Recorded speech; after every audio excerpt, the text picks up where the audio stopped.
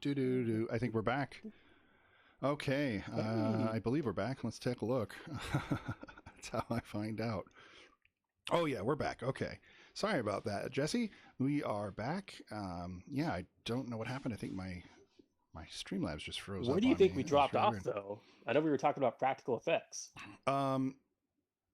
Oh boy. Hey, Jesse. What were we talking about? you were here, and we were talking about Evil Dead, and that distracted us. What was the last thing you heard before we went to our technical problems? What is that going to be like our unauthorized theme song? The freaking I Dream of Oh, yeah, Jeannie. probably just the technical error. But we got to avoid it. Though that's copyrighted. You got to be careful. Okay, so Fingers crossed it doesn't happen again, but we'll be, humming that while we wait for things to get reconnected. right. So I think I know why my stream dropped, but it's okay. I'll fix it for next time. Thank you for bearing with us. Oh no. Why is it telling me I had no viewers? Am I not live again? Oh, no. No? Okay. It's never trust the viewer thing. Okay. Never trust the viewer thing. Let's just get back on Evil Dead. Practical effects are amazing. They need to be done more often. FryGuy was talking about the story, how you don't have to figure out what's going on. Does that make sense, FryGuy? Yeah. Let that sink for a minute and The then bit of let me know. Yeah, I don't like horror films that try to overanalyze everything, and I feel like there's just enough mystery in this one to get us to all the good spoopiness, um, without holding our hands and also like trying to put us through a lecture. I can't stand that. That's my least favorite. That's my pet peeve when it comes to horror.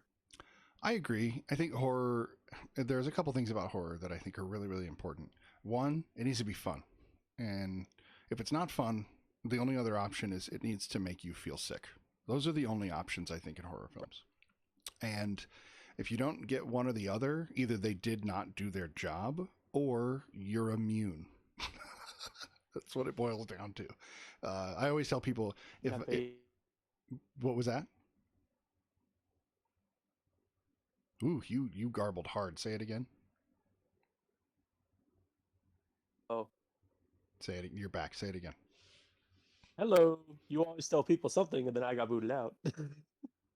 Wait, what? Yeah, yes, I heard. I always tell people, and then like I got removed, or for some reason the Discord wasn't up. Weird. No, I didn't touch the O- Discord.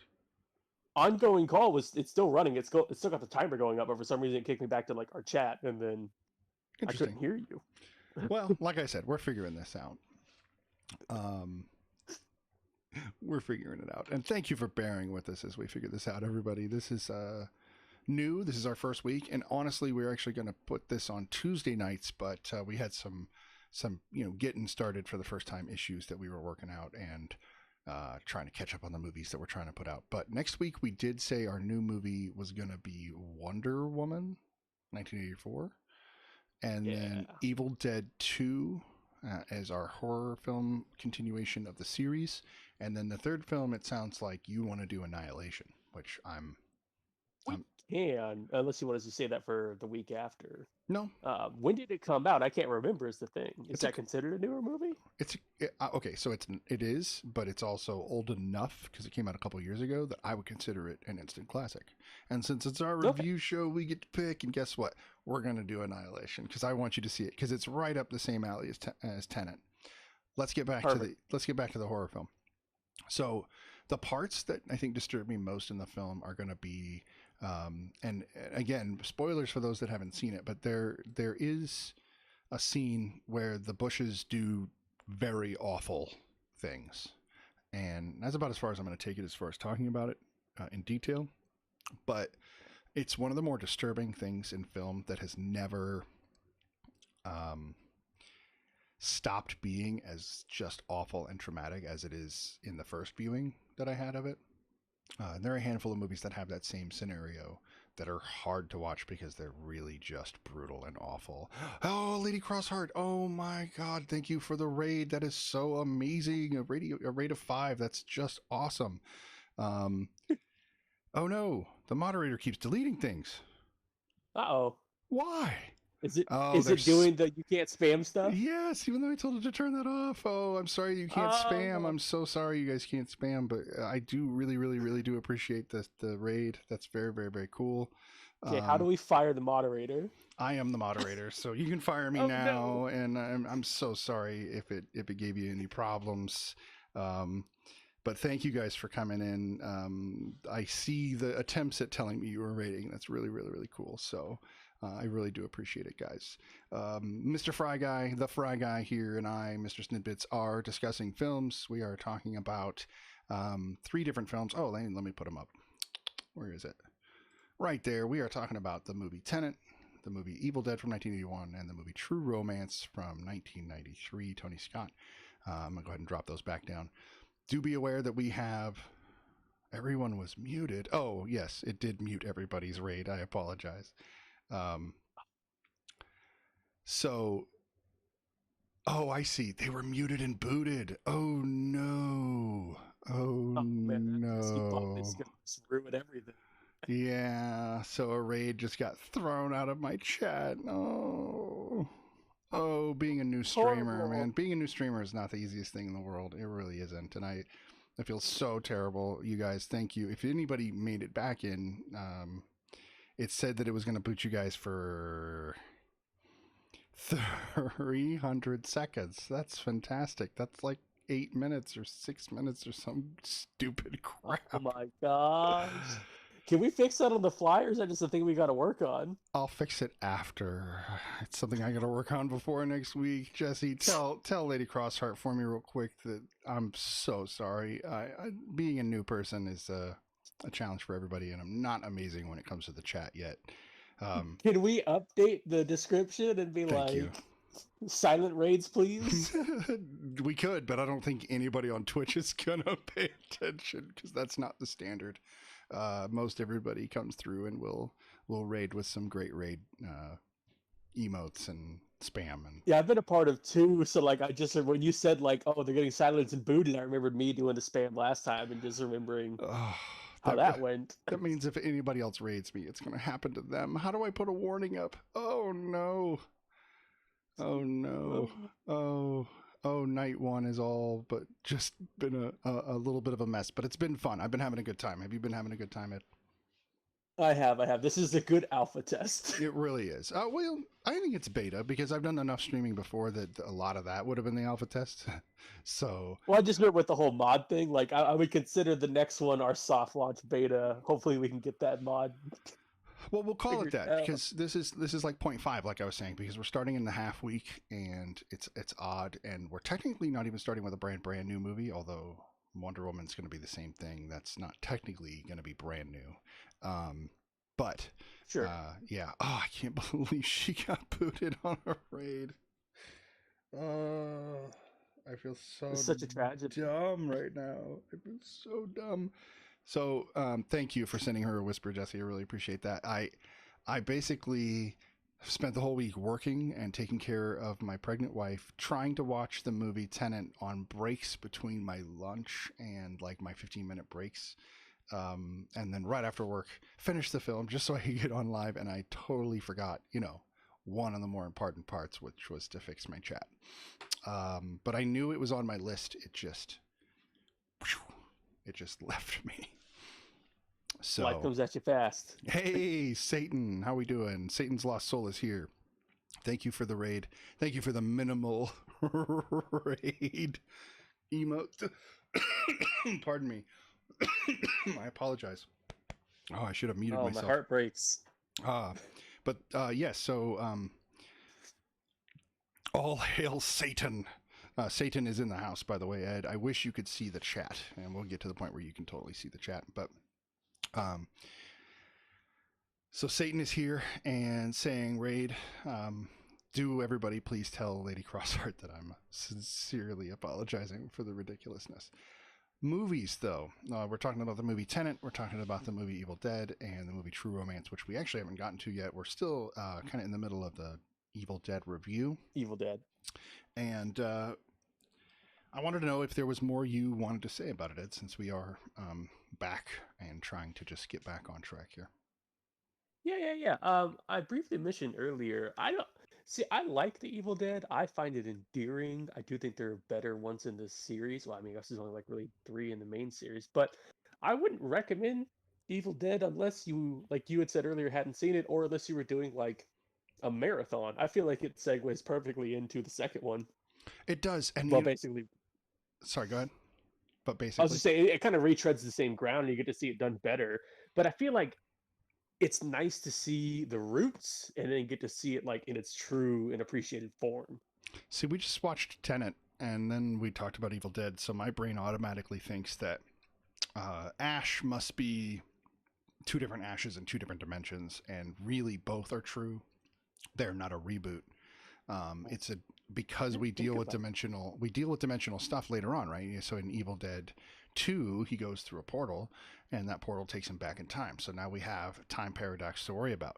And since there's time paradox to worry about, that puts the first film back into the idea that it could be happening simultaneously, but to a different version of Ash. Ah, interesting.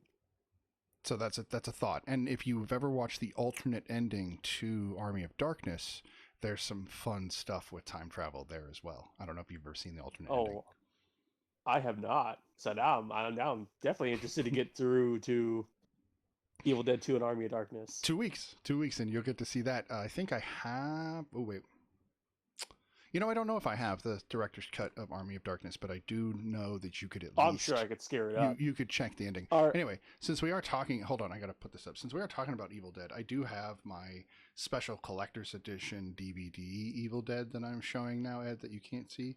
It is actually the Necronomicon in Ooh, DVD form, and what's really dope about this is when you open it up, it literally says the Book of the Dead right on the inside. Very cool, collector's item. Isn't that cool? I love it. And it's got, I mean, it's even got like the freaking incantation stuff. And like, let me get this up here so you guys can see it a little better. Like, look at that. that Like, sounds really it awesome. looks so good. It looks like the real deal. And I know my camera's a lot dark now, but that actually kind of adds a cool effect. Anyway, and then yeah, in the back it's got a little book, and there's the little thing. I figured this would be great for the thing today. So, yeah, I have all sorts of fun memorabilia that I like to collect or have collected. And I've been trying to think of ways to kind of enhance the stream and make it fun. So, like, if somebody does, do a sub or throws bits, or everybody has their little fun gimmicks. But I found this guy. Oh, come here. I have a Domino's Noid from the 1980s, and do you know what that is, Ed? Oh, I do. Yeah. I do. So I figured the Noid could come out and say hi or something to that effect. He could be fun, and then I have some other fun, just memorabilia and things that I could pull out for people, to show off some cool stuff that people might like. Yeah, that's just a thought.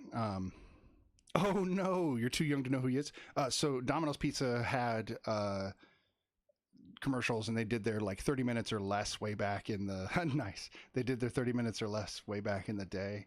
And in order to kind of amp up the fact that they were fast and they could get things done, the Noid would come along and try to stop them from delivering your pizza. Nice, thank you, Smash Bros. Yeah, sorry about the raid. That totally my fault. That's because you guys were throwing too many emotes, and my chat monster is well, being a chat monster. So I'll fix the bot so you guys can do that later. But I really do, really appreciate the raid, and thank you for the follow, Salty Dog. I really appreciate that, dude. That's really awesome. I love watching your channel. The pirate is so awesome. I love it. But anyway, the Noid for the raid. Since you guys came out for the raid, this is the Noid for the raid, and your character was the only reason we lived Darkest Dungeons. That's awesome. That's so fantastic. And if you don't know, CPT Salty Dog just joined our chat, and he does a show or a stream about a medieval game, and he actually dresses up like a pirate and talks like a pirate while he's playing through the game. And That's rad. if you sub and or are part of the channel a lot, he'll actually throw your character in there, your name of your stream, uh, your stream name in as a character. Sorry, I'm falling all over myself here. And apparently I did well. Fun fact, your character was the only reason that they lived the darkest dungeon. So I'm very, very happy. So, oh, you have a copy of the Necronomicon as well? That's very, very cool. So really quick for Jesse, the Noid was the character that you'd see in the commercials. He would try to basically prevent the Domino's delivery drivers from bringing pizza. And so he was the antagonist. Probably not going to register because it's around the same time. He was basically their Hamburglar. There's a good point. But he was fun and he was ridiculous. But they actually got sued and had to take him down, and they stopped doing the 30-minute thing. But whatever. I mean, he's still fun. You have the Necronomicon Ex Mortis. I have the original Dark Knight script signed by Christian Bale. Salty Dog. That is a nice piece. We have actually been talking about Tenet tonight, so I think you. Who's the Hamburglar? Oh, okay, she's joking. Okay, that's for me, Jesse. Thank you. Going back to what Salty Dog was saying, though, we were talking about Tenet tonight. That was one of the movies that we did preview. Now that everybody is here and not booted due to the silly ridiculousness that is my raid problems, here's the poster. We've been doing these 3 movies: Tenet, Evil Dead, True Romance. We're still technically on Evil Dead, but we did talk for almost an hour about Tenet. And we tried to avoid spoilers, so be aware this show may contain spoilers. We do try to tell people ahead of time so you can mute us, or that you can, be like, I really don't want to know anything about that movie. I'll tune in next week. Yeah, definitely. You need to talk movies, comics, and stuff. I agree. The thing, Salty Dog, that I would love, and since I know that Lady Crossheart and Just Jesse and Smash Bros and all of you guys are in a tight knit group here on Twitch, which is awesome, and I am with you guys and trying to become part of your group, which I love, and thank you for being so open. I would be open, and Ed has talked to me about this as well. Ed, TheFryGuy, I got to make sure, the guy that's sitting right there, Ed, TheFryGuy, my co-host, has said he'd be great at having people on with us. And so if you ever wanted to come on, Salty Dog, as a guest, we'd be down. We could talk about your memorabilia. We can talk about the script. We can talk about the Batman movies. And we can actually break out a whole segment for you if you'd like to do that. I think that'd be really neat. Dude, he's in. That's awesome. So I'll actually Right on. send you a whisper, and we can get that going real soon. We are going to be going Tuesday nights. Mostly because that's movie release day, and we want to make sure to get the reviews out the same day as the newest movie, or as close as we can get. That's the goal. And he's off on Tuesday Eastern, so that means you'd be up kind of late, but it sounds like as a gamer you'd be up late anyway, and I've seen you on at some pretty interesting times, so that's really awesome. Yeah, I'm really excited to do that, and definitely want to have you on. Maybe we can get a pirate viewing of some movies. Something to that effect. I think that'd be really fun. Let's get back real quick to Evil Dead, because Ed was saying a little bit more, and then we can actually move on to True Romance. I'm going to drop our movies here. Go ahead, Ed. Anything else you'd like to say about Evil Dead? I think yeah, you were telling me about the Army of Darkness extended or different ending, alternate ending, and I was just saying that, yeah, I'd recommend it. This one if you haven't seen it before, or if you're doing all the movies in a row, 1, 2, and Army of Darkness. You know what? Oh, you totally garbled hard. Try to say that again. What? What happened? Your voice garbled. It just went blah, blah. Blah, blah, blah. Yeah, go ahead. You're good. Say what you were saying. Just I recommend it. I wouldn't recommend it without the other ones in the trilogy companion series, but I definitely think it's worth a watch. I think it would be interesting for somebody who's never seen any of them. So if anybody in the chat's never seen any of them, oh no, 9 messages were deleted. Oh, Salty Dog. I didn't warn Salty Dog. I didn't warn him. Oh no. Salty Dog got booted. This is such a rough night. Why? I'm so sorry, everybody. If anybody would be willing to throw Salty Dog, hey, he didn't mean to do that. He's a noob. Apology, that would be dope. Otherwise, hopefully he'll be right back. My point in 300 seconds or something. 300 seconds. I feel so silly, and I'm so sorry. I feel so silly. But I'm also having a very good time. So at the same time, I know this is ridiculous, but everybody knows new streamers run into all sorts of problems, and you guys are awesome. So I'm not upset about it on the fullest level. It would be interesting to have somebody who's never seen the Evil Dead films, any of them, including the newest 2013 version, or even the TV show Ash vs. Evil Dead, to watch them in this order: Evil Dead 2, Yeah. Army of Darkness, then watch Ash vs. Evil Dead, then watch the two Evil Deads back to back. And the reason I think that would be a really great way to do it,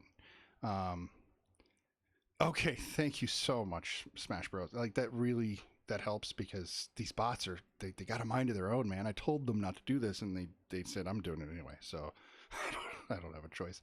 And Ed, thank you for letting me interrupt because chat does want to chat. The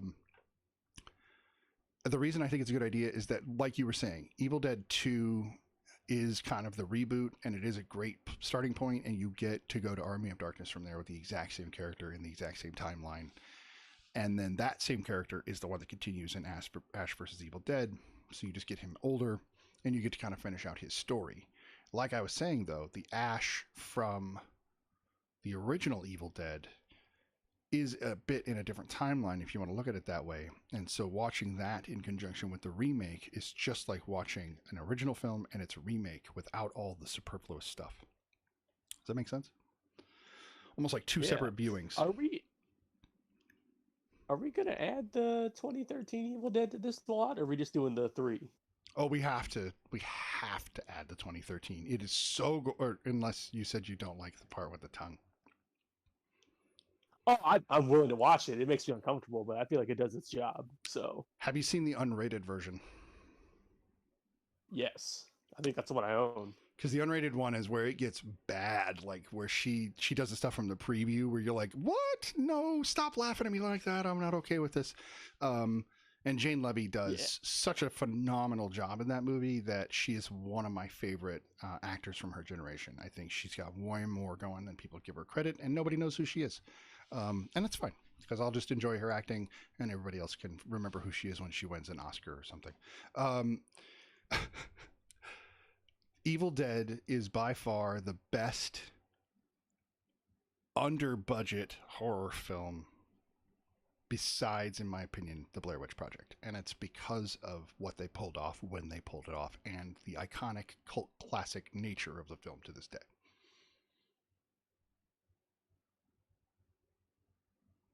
What do you think? Yeah, I can agree with that. Okay.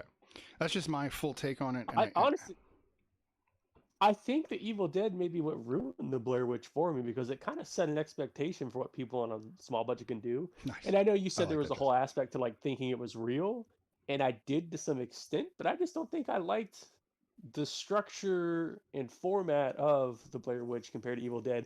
But like I mentioned earlier, I cannot stand movies that try to just like give you a lecture of lore. And half of the Blair Witch is delving into the myth of the Blair Witch, and the other half is then experiencing all the funky stuff in the woods, you know? Interesting. Yeah, no, I do know what you mean. And we talked about this the other night kind of on our own, because in order to prep for this, we actually kind of did a couple of dry runs of just talking about movies and see if we could talk about them for 3 hours. And guess what? We can with no problems. So hence the reason we're here now. I'm glad that you agree, Jesse. That's awesome. I do understand what you mean about the Blair Witch, because ultimately it does seem to want to spoon feed this lore, and they talk about the kids and the weird lady in the you don't like footage films. I agree. Footage films have to be a step above the rest in order to be good, and there are probably 3 that I can say I really enjoy. Blair Witch is one of them. And real quick, let's see. Blair Witch, As Above, So Below, and then oh man. Jesse got kicked as... Oh, wait. It really timed out Salty yet again. Poor Salty. He keeps getting booted. This is ridiculous. I feel so bad. I'm going to have to give him so many apologies just to make sure that he understands it was not on purpose. But again, I know Smash Bros. Said that he had that problem early. So We'll work through it, won't we, Ed? Yes. Sounds like the real monster's not, old dead Latin books. It's the algorithm and bots. Shh, shh. We're not talking about Tenet anymore. um, it is funny how it keeps coming up though in weird ways, oddly. Um, Right.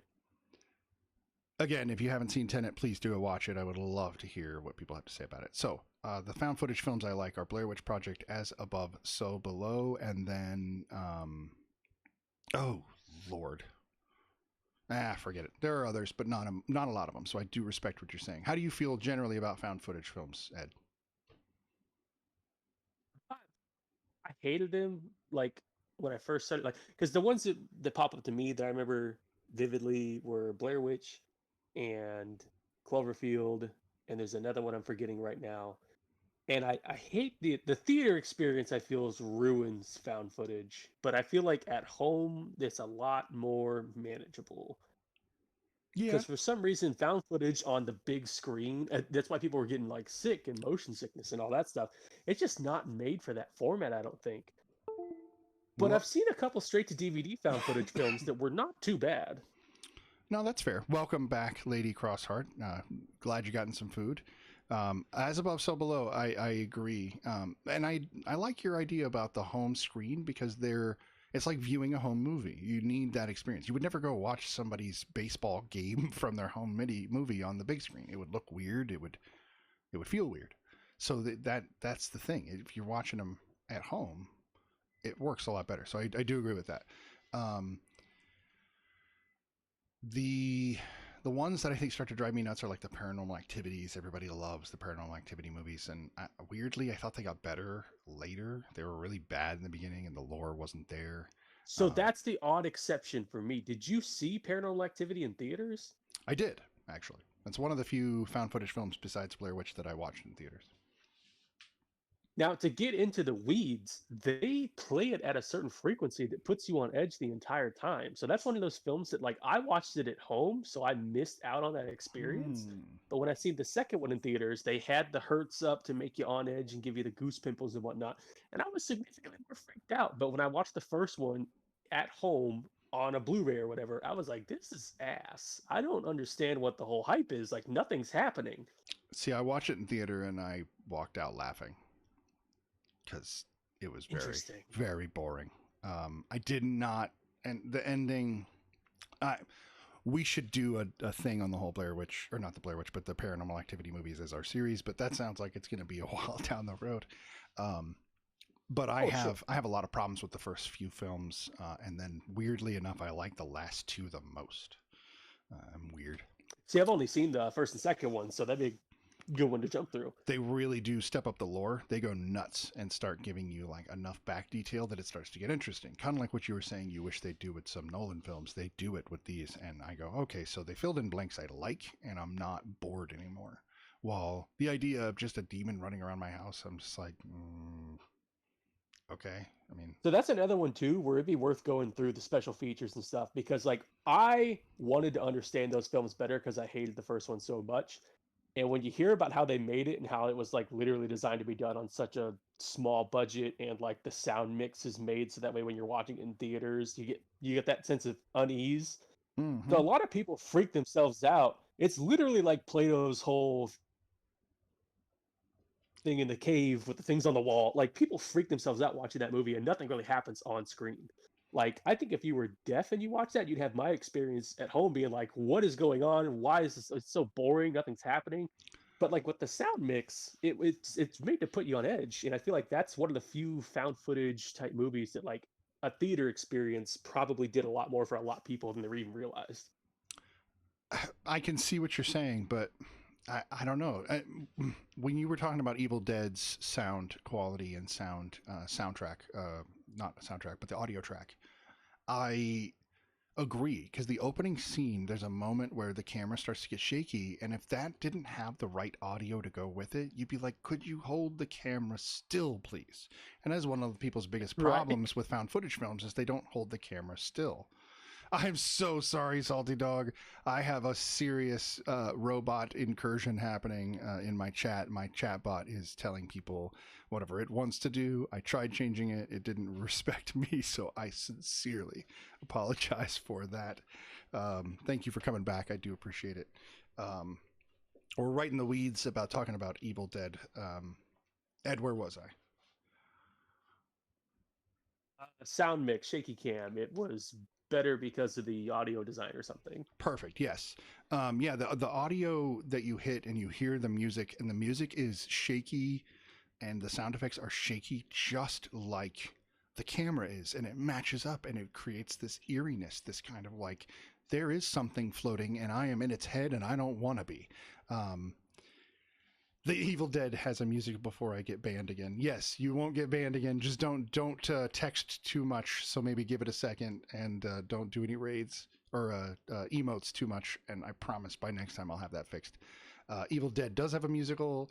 I heard that at the Holt Center in Eugene, Oregon, there will be something to do with the Evil Dead. It's going to be on Facebook and it's free.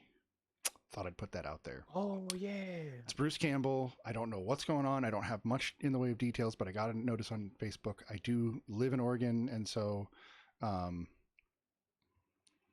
would say The Exorcist is close to Blair Witch's viral mark. I would agree with that, Jesse, because the way that they broadcast, and this is a bit aside, but the way that they advertised for The Exorcist, and then of course the way that they did the viewing and showing people throwing up in the lobbies and shaking and freaking out was a way to promote how scary the film was. And I think it added to how much it scared people, especially if you look at the way that the culture of at least the United States is set up. And I would say it's true for other Western societies.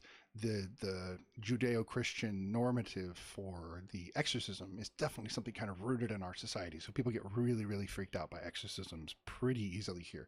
So you combine that with the concept of good viral marketing, and man, that movie blew up. But it doesn't mean the movie wasn't really good as well, which I think it was. So, but yes, very apt observation, Jesse. That's awesome. As far what was the one Conjuring that had the B movie viral marketing? Wait, what was the one Conjuring that had the B movie viral marketing too? Boy, my brain does not want to process those two questions for some reason. Are you asking if the Conjuring had that same kind of viral marketing and that's why it did well? Because the two people that were behind the Conjuring are...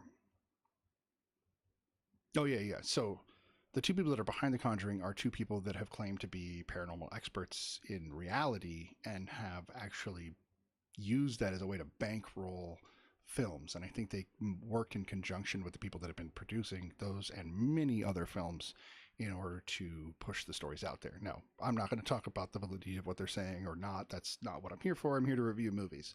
So I don't really want to go off the rails into, spirituality or any of that other stuff. Ooh, I would hydrate, but I didn't bring myself any water, Smash Bros. I really do appreciate the hydrate, though. I will need to get some You water. want to grab some? Yeah, actually, Lady Crossheart got kicked for 300 seconds. Oh, my lord. Oh, no. I think that they're still here, but they can't do anything. I'm not sure. Salty Dog, did you get kicked completely, or was it you were just banned from chat? Because I'm not sure what's going on there.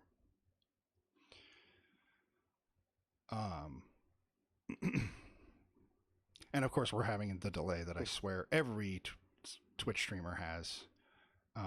Okay. So she is still in there. Don't tell the robot. I won't tell the robot. So Salty Dog was still here, but don't tell the robot. It might try to get him out. We don't want that. Do you guys have any? Here's a good thing, because we didn't have as many viewers on the first film, so we didn't get to ask. But do you guys have any questions about Evil Dead that you would like us to explore or talk about? Oh, she just timed out. Okay, that works. That would be awesome, Salty Dog. That would be really, really, really awesome. I know how to. It's just a matter of trying to get it done and having the time. I have a baby and a baby on the way, and my wife and work and this and I'm a crazy person in their 40s trying to do more than a 20-year-old, and I should probably not do that. How about the impact the movie had on the first Cabin in the Woods style movie? Okay, we actually before you got here, we actually did cover that a bit, but I'm more than willing to go back into it a bit. Ed, do you want to talk about what the impact was that Evil Dead has had on the horror film genre in general since 1981? I mean, like it kind of set the trope for the whole like spooky stuff in the woods thing. I don't remember that being that big of a trope, I guess, or maybe that wasn't a trope. Um, my horror knowledge isn't that extensive, but like honestly, I think that kind of pioneered the whole stereotype of you know college age white kids doing dumb stuff in the woods because like that had the whole like if you watch the first 10-15 minutes of when they get into the cabin, that's the stuff everyone loves to joke about. Like if I was in real life and like the hatch blew open, we'd be gone. Right, Or if we found some weird like flesh covered bookcase and some weird notes and a shotgun, we'd be gone. Like right. It's kind of like the guy in Cabin in the Woods who goes, "I dare you all to go back upstairs."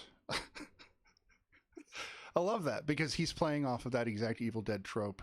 But I would argue that even if it's the first film that is well known about shenanigans and spirits in the woods, I would argue that there are far older films that go into the shenanigans and teenagers. I guess The Hills Have Eyes is a little bit more of a family in trouble film, but there are other that was teenage also films. like Fear of the Desert. This was like one of the first ones where like woods were made to be. Well, I mean, like we even briefly talked about the whole root scene. Like the Evil Dead made woods scary, like scarier than it ought to be. Yeah, but I had a fear of the woods before I ever saw the root scene. Um, Although I don't know if the root scene would go the same way for me as it would for others, but that's beside the point. We don't need to get too dark. I still think it would be bad for anyone. The root scene in Evil Dead. I don't. Yeah, Evil Dead 2's root scene is really boring compared. I know that's really awful to say, but I didn't get any of the sensations of wow, this is awful from it. More like okay, that character's gone. I don't care anymore. Uh, it's really weird how I feel differently about the root scenes from both. And then the one that they did in the new 2013 version, it's on par with the original. It grosses me out. That was hard to watch. Right. Hills Have Eyes was utilized as a sort of a political ideology movie. At least the original was. Oh man, Salty Dog, you know your movies and your horror stuff. This is awesome.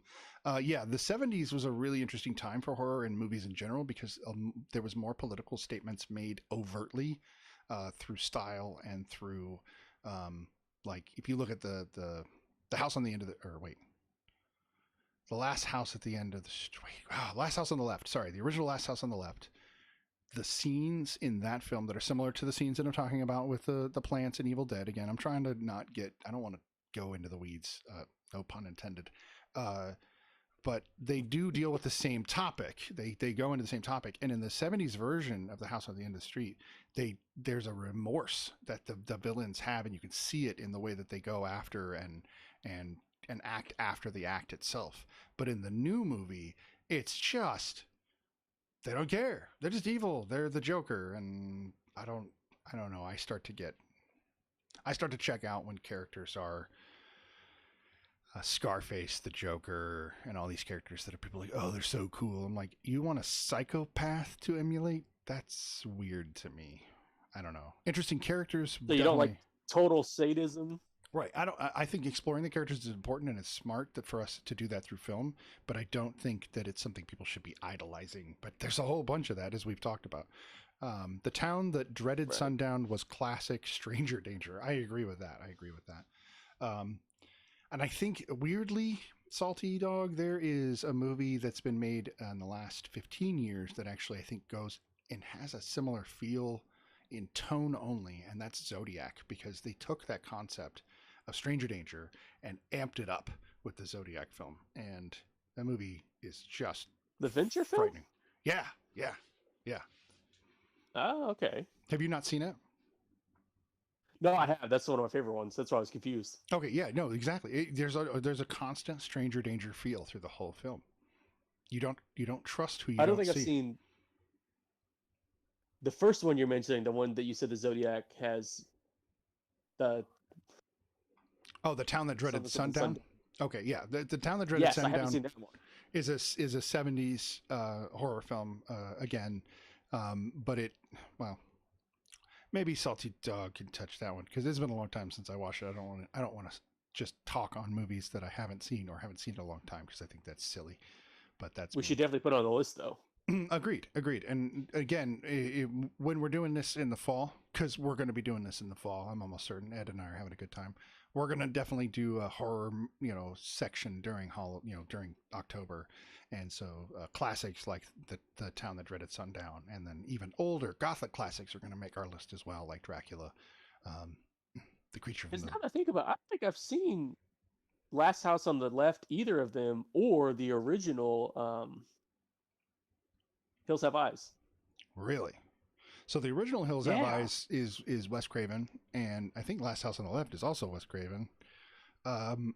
And those were early Craven before before people knew him for Freddy or whatever else. Um, Right. Ultimately, he went on to become campier, and in the early parts of his career, he was actually doing some pretty gritty political horror in that sense. What Salty Dog was saying. Um, yeah, Hmm. very very cool stuff.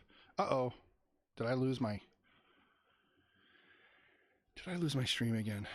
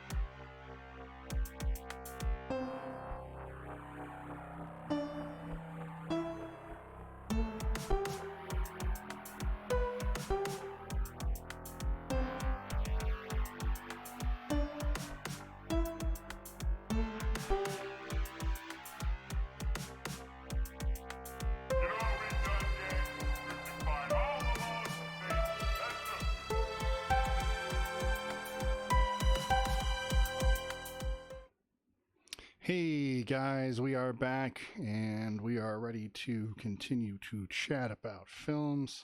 How was your break, Ed? It was pretty good. How about yours? Good, good. Yeah, just facilities and back. What are you gonna do? Not with a lot of time. So, again, we're gonna cover this again. We have been covering the movies Tenet, Evil Dead, and now we're gonna move on to the nice. I love that emote. If you can't see it, Ed, Jesse has her emote. Oh, there's the Rufio emote. That's awesome. I actually I drew that. I didn't really draw it. I did an overlay for Rufio with that, but I'm proud of that. It's pretty cool. But Jesse Don't has sell yourself short. no, I know, and I'm trying to be humble at the same time, but I do enjoy it, and I think it's great. But Jesse has looks like a Freddy Krueger animated emote, not animated, but cartoon emote that she drew, and it's so cute and so awesome. I love it. That's her tier 1, I believe, emote for her affiliate status, which is awesome. Oh, what is that Right one? on. What is that one? I got to look closer at that. Nice, nice. Those are great. Those are fantastic. Sorry, I have to look a little closer. Older, it happens. But anyway, we did cover Tenet. For those of you that haven't seen it, do watch it. We definitely want to. And I like that Smash Bros. That was a really great way to spam emotes without spamming emotes. That was fantastic. I know, Canadian South Park. May I finish? May I finish? All right, I'm finished. I love that part. You've seen Bigger, Longer, Uncut, right? Me? Yeah. Oh, yeah. I figured you had, but I had to ask. Um, so let's talk about the movie True Romance. Now that we've... Wait, can I do a little tidbit tangent here? Sure, tangent Do you know away. why it's called? Do you know why it's called Bigger, Longer, Uncut? Give it to me. They wanted to call it South Park Goes to Hell, and then the I think it was the MPAA at the time, or the FCC was like, "You can't say hell in the title," so like, fine, uncircumcised penis, bigger, longer, uncut. There you go. And for some reason, they were like, "Yeah, that sounds good." Wow. So instead of just having the movie South Park Goes to Hell, now we got South Park, bigger, longer, and uncut. Which, of course, most people don't associate to an uncut penis. But hey, Trey Parker and Matt Stone would, How amazing is that, though? They got like a no for just simple 3 title film, Right. franchise name, and then where they're going. And then like the censors are like, no, you can't do that. And they're like, all right, fine. Well, we'll throw some more words at you. The question really becomes, would South Park have bombed with such a terrible title like South Park Goes to Hell? Oh, absolutely not. The fans are what carry that show even now. Like, enough people would have seen it that like it, and then enough people would have seen it just to see what it's all about.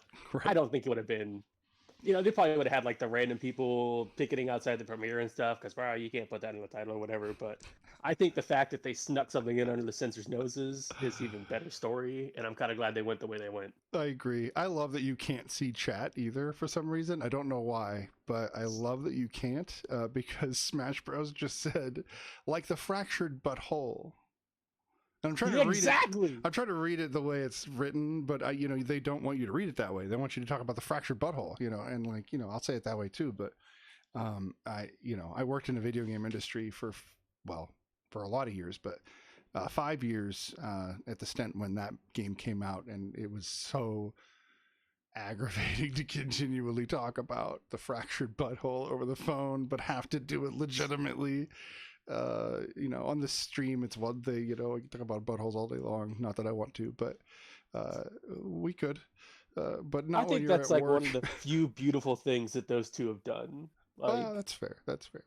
I don't like all their materials, but man, they can like really do a subtle innuendo pretty well. I think their subtle stuff is their better stuff, is what I'm trying to get at. I agree. And there, I don't want to get into the nuance and the politics of South Park because that's a whole nother monster. That's a whole new show. It's a different show. Agreed. And I'm not really into doing that show right now. So here's the thing. Maybe down the road. I started us off with Tenet. You started off with The Evil Dead. I think you should start us off with True Romance because this is one of your favorite films, right? Yeah. So this is actually one of the things that brought Ed and I together about talking about this kind of stuff is we compared our top 20 lists I'm a nerd, so mine was a top 50.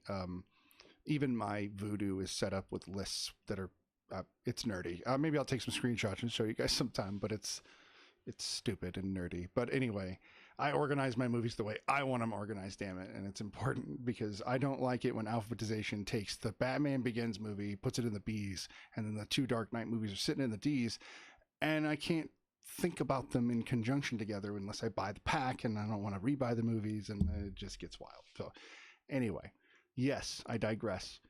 True Romance is number 2 on my list, and I say currently. And the reason I say currently is I think that movie lists change over time, as do people.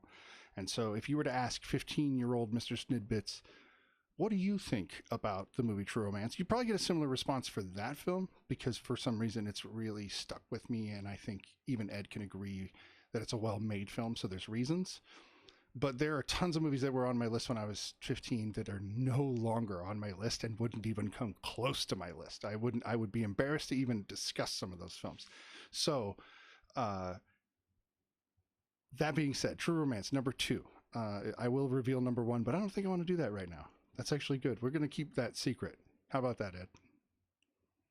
There you go, little mystery. Yeah. Well, you're not going to reveal my number 1 movie unless you know me, and then you might know what it is. But my number 1 movie is going to stay in the vault for a little while. But my number 2 is True Romance. So True Romance, made in 1993 by Tony Scott, who is the younger brother of Ridley Scott, both great filmmakers and very different filmmakers. Ridley, if you know, Alien and all, sorts of amazing things like Blade Runner, very unique filmmaker. But Tony, in his own right, who did commit suicide a few years ago, which is awful, but I digress. He made really fun action movies. He was really good at that. So Top Gun, Unbreakable or Unstoppable with Denzel Washington, which is one of the newer movies that he did before he passed. Great films. And they were always easy to watch and action-packed and fun to watch. True Romance stands out as a different movie for him, mostly because it's a Quentin Tarantino screenplay. And this was after Quentin Tarantino did Reservoir Dogs, but he hadn't done Pulp Fiction. And so it was really an interesting time for Tarantino because he wasn't well known. He had done his art piece with Res Dogs, and then this movie gets picked up. And what's really unique about it is it's actually half of... yes, Virgil is Tony Soprano. That's absolutely right. Yeah, Virgil is played by... I could remember it the other night and not now. James Gandolfini. James Gandolfini. Thank you very much. James Gandolfini plays Virgil, and you can definitely tell early signs of Tony Soprano in the character, and it's phenomenal. I mean, it's phenomenal. This movie is an ensemble cast, unlike very many that were made in the 90s. It has Christopher Walken, not Robert Duvall. Why do I always mix those guys up? Christopher Walken and Dennis Hopper, Christian Slater, Patricia Arquette, Brad Pitt, let's see, as we said, James Gandolfini. It also has Michael Rappaport, Chris Penn, Michael Madsen. There's more. Oh, Gary Oldman, Sam Jackson. Tom Sullivan, too, I think. Yes. So, I mean, the movie is loaded to the brim with actors that you know and that you love. And they're all speaking in that Tarantino style dialogue, but they're being directed by Tony Scott, this action director. And so the movie has this kind of fun tone with this really gritty underside. It's bizarre. And I think, Ed, you had the perfect way to describe it. What did you describe it? Was it gritty and charming? No, you said something about, was it bubbly? No, it wasn't bubbly. I swear you wrote it in the Discord. I'm going to go look. I swear you wrote it in the Discord. Oh, God. Yeah. I'm trying to... Hold on. I want to look. It's totally in the Discord. Hold on just a second. I know it is. Give me a second. What's the fun thing about this, too, is just like, you can tell this is a Quentin Tarantino written movie, but the way you know it's not a Quentin Tarantino directed movie is when Christian Slater's talking to that lady at the bar about how he would totally F Elvis because he's all pretty and stuff. That conversation lasts like 2 minutes and not 10. That's the main difference right there. Because if Tarantino was behind the helm, there would have been like rather than a full scene instead of just like an opening segment to I get you to the cinema and blah blah blah blah blah. I agree with you. I think you might have told it to me in a different discussion We probably had the portion. chat open. Probably. Anyway, I so think I said it was like endearing and gritty or something like that, or no, it was something cute and about gritty or cute. something. Maybe cute was the word. Maybe cute was the word. But it's still so when the movie is called True Romance, it really that movie embodies the film in a lot of really good ways because it really is about a romantic story. That is the crux. That's the backbone of the story. But it's a really small part of the story because it's not necessary. You don't need it in order to follow the story. You believe it right away. At least I did. I believe they love each other, and that's all I need. And then the rest is a fun, wild ride. It is a wild ride, and there are some moments that will make your stomach turn if you let an older movie do that to you. I like to empathize and put myself in the shoes or pretend this is real life or as close as I can get so that I can try to feel what I would feel if I were viewing the movie for the first time in the era that it was released.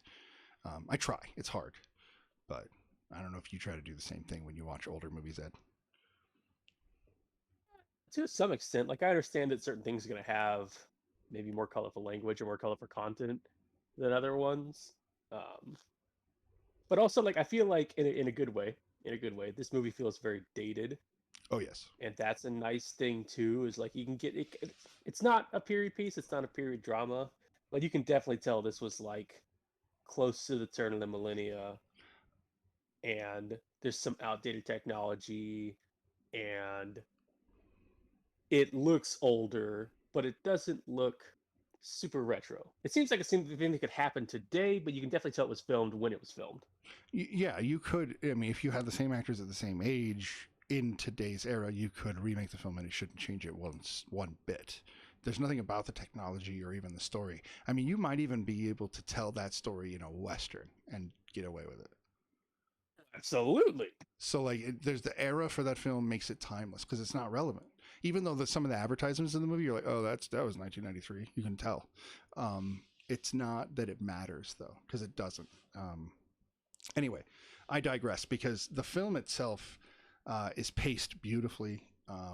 Even if you watch the director's cut, the pacing doesn't seem to change much. And if you can handle some of the dialogue, because especially these days, I got to warn people about movies, and I want to be honest with people because the dialogue, if you are sensitive to dialogue or to certain words that might trigger you, I respect that in every possible way. Be aware this film will trigger you if you cannot handle hearing the N word. Just about like any other Tarantino film, that's true, but in the same way, this is true.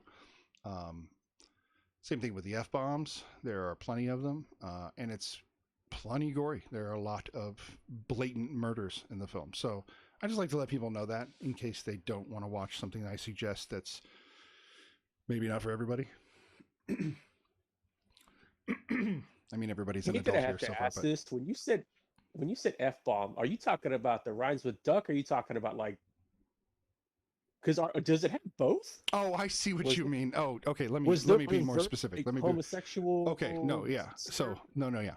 So they say fuck a lot in the movie, and I'm trying not to Okay, drop f bombs myself, which is what I refer right, to right, as an right. f bomb. But yes, they do not, as far as I know, use any homophobic language. It's primarily So I the couldn't n word. remember, but usually when Michael Rappaport shows up, there's usually something thrown around, just because that's kind of his Boston, hey buddy guy Agre- routine. Agreed, but And I could not remember if they had a thing or not, but if it did, like that was not the thing that stuck out the most. Trust me, that's the least offensive thing you'll hear. Most of the stuff's going to be like in the whole walking scene right. when he's having like a showdown with Hopper. Right, which is such an epic scene. I mean, if you can handle the word and deal with it during the scene and not let it, you know, it's uncomfortable and it's meant to be. I don't think that it was uncomfortable. I think it was uncomfortable even in 1993, from what I remember. I wasn't like, oh yeah, this is such a fantastic thing to hear over and over again. But the point of it is what you kind of have to get after there. It's not being used. I'd say the same way like Django Unchained. It's not being used just to use it. It's being used with a purpose. Not that I'm advocating for it. I'm just saying the film is already made. It was made in '93, and the scene is still epic, regardless of that. So, uh, as far as the other derogatory stuff, I don't remember. Well, I mean, Gary Oldman's character, that is a that's a mess and a half. Probably one of the best Oh man, I performances of almost his life. forgot about that. Yeah, probably one of the best performances of his entire life, but not most people might not even know it was him. Yeah, he really is. Between the whole like wig choice and the scars, and then like the accent. Right. To say that like there isn't really one, he's just playing like a thuggish pimp guy.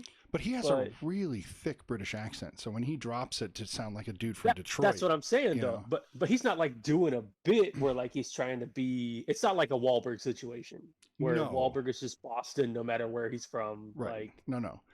Gary Oldman in this movie, so he tries to embody what you would consider like a wannabe gangster guy who's white. That's the accent that you hear from him in this film. That's the way I would put it. But it works because the character is so dark. Oh man, wrong word. So, oh, how do you describe Drexel, dude? What word would you describe Drexel? Honestly, it's hard to say. oh man, I don't want to keep silent for too long, but man, that he's all wrong. Yeah.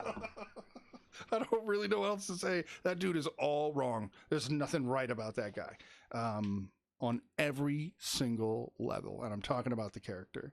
Oldman playing the character does a fantastic job. And Oldman is probably in my top 10 actors of all time, putting his personal stuff aside, just his acting ability.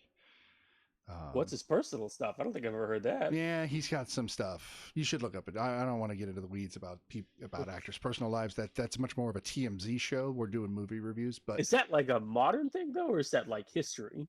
uh-huh. Sure. Yeah. Okay. Yeah. I'm not trying to avoid the question. I'm I'll do saying some homework after exactly. this. I know that it's some history, but I don't know if there's anything still laying over from it or any of that.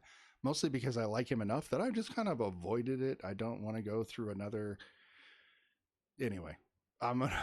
Yeah, I hear you. So See, that's why I don't know, so I'm not sure where to start the search or what to look for, but I'll definitely do some digging once we get off here. sure, and it won't be hard for you to find. I promise. You'll find it very, very quickly. But again, trying to stick with the movie reviews, and we are going to try to. Although it seems like we can spend quite a bit of time on each review, far more than you'd ever see on like Ebert or Robert or other review shows where they like, this is what the movie's like. Okay, you didn't really tell me much, or you told me too much. We're trying to find a way to balance between the two where we tell you just enough to intrigue you, but also enough to let you know whether or not we think the movie's worth seeing. And of course, so far we've watched movies that either we like or have seen, but we thought it'd be a great place to bounce from rather than just, 3 movies we've never seen. Go ahead. I just remembered. So, like, you're big on the scores and the points, and I'm just big on the yay or nays with like caveats. What did you want to score Tenet and Evil Dead, or did you wait till we're done with everything? Oh, good point. We should do that after each film from now on, and we will. So let's go back to Tenet for just a second here. Let me put these back up because it's good to have them up when we're talking about it. So Tenet. What would Like, I if you score wanted Tenet? to give that a number grade or a letter grade or something, what do you think you'd be? That's a good point, and I think we're going to also add this into the chat to where we can actually set up. It'll periodically tell people the way that Ed rates movies and the way that I rate movies because it's different. And we've decided we don't really want to push each other into another rating system, but we have come to an understanding on how we would make them line up, if that makes any sense. So I use a 1 to 10 rating system for pretty much all of my movies. It's very similar to the 5-star scale, but I find there's more nuance that I can get into by saying an 8, which is basically 3.5 star, or 8. An 8 is a 4-star. So to me, an 8 tells you that it's really good, but it wouldn't be one I would maybe even put in my top 50. And to me, a 10 just means that that's the best I've seen of a film, I'm not saying that it's a perfect film. I don't believe that art is perfect because it's art. So you'll never find perfection because even if I thought it was perfect, you could watch it and go, that's stupid. It's immediately not perfect. So the 10 for me is, would I watch it over and over and over again? Suggest it to people? Would I tear it apart, put it back together, love it, pop culture quote about it, and all of those things kind of wrapped up into one? That's what a 10 is to me, not necessarily that it's a perfect film. That being said, a 1 is a film that, although it could have amazing production value, I think is a turd and would never freaking watch again. And I'll give an example: X-Men 3, The Last Stand. No thanks. No thanks. I'll never watch that movie again. It's awful. Oh, we're gonna have to do that at some point because this is where we differ. Ooh, ugh, I hate that movie. Anyway, let's get off of that and We're go gonna back. have We will. And Ed will explain his rating system here in a second. The movie you just saw, Triangle. Okay, I'll have to put that on the list. I will actually I don't have any way of doing it right now, but I will make a list of movies that are suggested to us, and then maybe we'll find a way to. At first, It's we'll a good probably idea too. We should do some suggested movies at agree. some point. Agreed. And we'll take the movie suggestions. Now, if it gets to a point where there's just so many of them, because remember, movies can take a couple hours to watch, and I have limited time, so I want to get them in. But Right. we might end up having to do like a raffle system or something to do it. Or Well, I was thinking if we get done with a couple series, we could take 2 suggestions, then we'll have our new movie and then 2 suggested movies, and that way we can, still stick with the new stuff, watch something else in between, and then just maybe queue those up, like the recording episodes up for like the week next or 2 weeks next. hour and a half tops. Okay, thanks for the heads up on that. Yeah. I will definitely check it out. So you hated Triangle Salty Dog? Is that what you're saying? You just hated it straight up? Because if you did, I'd still want to watch it because there are movies people hated straight up that when I watched, I was like, dude, that was dope, that was amazing, and I would watch it again. So yeah, give me your quick little review. You enjoyed it, okay? You enjoyed it. Triangle. So the rating system I have, 1 to 10. If I were to put Tenet on that list, I would definitely rate it on my first viewing a minimum of an 8. It is a solid ass flick. Definitely gets worse suggesting to people, and requires a second viewing. Or do a redeem a movie review with points. I like that. So channel points is a good way to do that, where if somebody gets to a certain point. That's a good point. We could totally do that, Jesse. I will implement that as soon as I can get a little time. Let's write it down though, so that way we don't forget. Yeah, well, it's right there in chat, and I will move this chat. Okay. I will have access to this chat for a little while, so I can go back and look through the chat at the end. So thank you for that. And then Salty Dog says he can't say much because it would ruin it, but it's about the ending into context. The journey he gives it a 7. So he's using the 10 scale that I use. Not sure if he matches it the way I do, but we get the gist. So Tenet for me is at 8. What do you feel about Tenet, Ed? And explain your scale. Explain your scale too. So, like for me, I just like the yay or nays. I feel like it's better to just hit someone with a thumbs up or a thumbs down. But I am capable of doing things on a scale, and I've seen Tenet, I think, up to 4 times now. And I'd say on my first viewing, an 8 sounds about right. But having seen it multiple times, I'd probably put it at a 9.5, and even go so far as to say that it might be my favorite Nolan movie. So it's as close to a 10 as you believe can be had so far. Yes, at least in terms of like that kind of movie. I don't think it's like the best of the best, but I feel like it's the one I've enjoyed the most out of those kind of time hijinks, heisty Nolan movies. Okay. But we did talk about, and this is something you guys obviously weren't there for, but we talked about how Ed doesn't necessarily believe in a 10, mostly because of the perfection thing I mentioned, and we kind of just view the 10 the opposite way in that sense. Is that right, Ed? Yeah, and in my own preference, I'd be like thumbs up and definitely watch it more than once. Right. And I get what you mean about. That would be my. I'm so sorry. Say it again. Oh, that's I was saying thumbs up and watch it again would be my preferred way of rating it. But I feel comfortable giving that thing a 9.5. Like if someone put a gun to my head and was like, "What's your honest opinion about this?" I'd be like, "It's damn near perfect, and you should see it multiple times." So here's the question. Did it hit your top 20 list? Because I know it's on your top 20 list. Did it hit your top 20 list from Oh yeah, I am having a mono problem. And I saw he's in stereo. I can actually see the problem occurring, but I can't fix it currently. So thank you for Oh, that, Salty Dog. I appreciate that. I will fix it, but at least people can hear me in their, what is that, left ear, I think. Um, so, uh, oh boy, I lost my train of thought. Long. top 20 list. Did it hit it after what? Oh, did it hit your top 20 list after the first viewing or after a few viewings?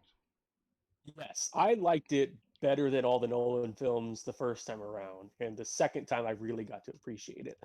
But I also had the opportunity to basically watch it one night after I'd already seen it, so it's still fresh in my mind. Oh. Um, and eye holes and brain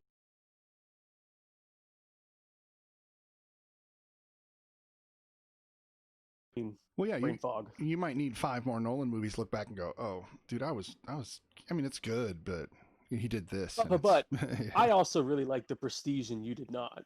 okay. So So it's actually the exact opposite problem. So the Prestige for me was really good on my first viewing, and I love that it has Tesla in it, and I think Hugh Jackman is great, and I think that um, uh, Christian Bale is phenomenal, probably one of the best method actors alive today. Um, but it's one of those movies. It's the same thing I put with Iron Man. If I'm using Streamlabs or OBS, uh, I could fix it on the fly if you really want. It's okay. Um, it's okay. I will fix it after. It's mostly that I want to know exactly what I need to do in order to do it, which I'm totally down with talking to you about it and figuring it all out. Salty Dog, I just gotta, in order to be able to fix it again later or change anything. I do IT, so I gotta just know. So it's nothing against you, just gotta know. So yeah, any pointers you have would be fantastic, and I would totally appreciate that completely. I really appreciate you helping out and being here to view the channel and everything. It's phenomenal. Um, let's move on to Evil Dead real quick so that we can finish up with True Romance, and then maybe what time is it? Okay, we got some time. And then move on to True Romance. are you done talking about The Prestige though? I Oh, heard the you say Prestige. something I'm so sorry. The saying chat, multiple the times. chat, and my brain are not used to each other yet, and I'm learning. I'm learning. So I'm gonna pay attention to the chat. And yeah, okay. This So is why a blind co-host that can't see what's going on is good because I'm still caught up on the conversation. I can't see the. fair point. So I can get distracted. And you be like, hey, MrSnidBitS. Hey, MrSnidBitS, can you talk about what you're Because I was talking interested to hear what you said about? because you were going off about how you like Nolan, you didn't like it the second time. Christian Bale's a good actor. Sure. Okay, so right back to that. The movie has a twist ending. And I mean, most of his movies have a twist ending, but it has a twisty twist ending. Like it's like it has the same kind of like M Night style twist. We're like, oh, a twist. Right. Which is fine. But twist endings, if you weren't enamored by every other part of the film, make the film kind of the second viewing. And so the second time I Hmm. watched it, I was like, yeah, I can see all of this coming way too easily, and it's not that great this time. And I also felt like it was, I don't know, maybe it was Scarlett Johansson that bothered me in that movie. I don't know. But it just didn't hit me the way the rest of his movie saw it. The first time I saw Memento Man, I was just hooked. That movie is freaking dope, and I love it. And I don't care what people say. A lot of people are like, oh, the movie backwards. Yeah, did you do it? No, I thought it was fantastic. It was unique. It was different at the time. And then people look back in hindsight, like we were talking about, and they mock things. And I'm like, don't mock Citizen Kane because it did stuff. People are doing stuff now because of what Citizen Kane did. You can't mock it because it's not Right. in the right time. That's not fair. Is it the best movie ever? That's up to you. This is our movie reviews, not your movie reviews. And please tell us what you think about the movies we're reviewing in the chat. We would love to hear about it. If you think Tenet sucked, say it. Tell us it sucked. Tell us why. I'm hopefully going to get a banner that says, not hopefully, I'm going to build a banner that says spoilers so that when we're deep in the spoilers, I can just put up a big red banner on this channel and we can just get into the weeds if people want to. Because that's something Ed and I really want to talk about is the nitty gritty of Tenet and movies like that. And you can't really do that in just a regular review show, but in a long winded review show like this, you can go ape shit. And I think that making sure that viewers know when we're going to ruin movies they haven't seen would be a really handy way of doing that, to where even if they see the stream, it's close to being right over the top of my face, even not quite, but like huge and red, in All right. SnidBitS red. So I don't know, but yeah, the Prestige still just doesn't sit right with me. Maybe I'll give it a new viewing. It's been probably 10 years, so maybe it needs Yeah. another viewing. I I'm interested though because I feel like if I watch that, I wonder if I'm not gonna like it as much because there's not a lot of movies that like get better after another viewing. I like it pretty much just the same. And it's funny that you didn't like it because you knew everything was coming, and then ironically, I feel like that's what made Tenet better for me is knowing how things played out and then getting to see it with context. Agreed, but some movies like Tenet, if you don't view them a second time, you are actually missing something.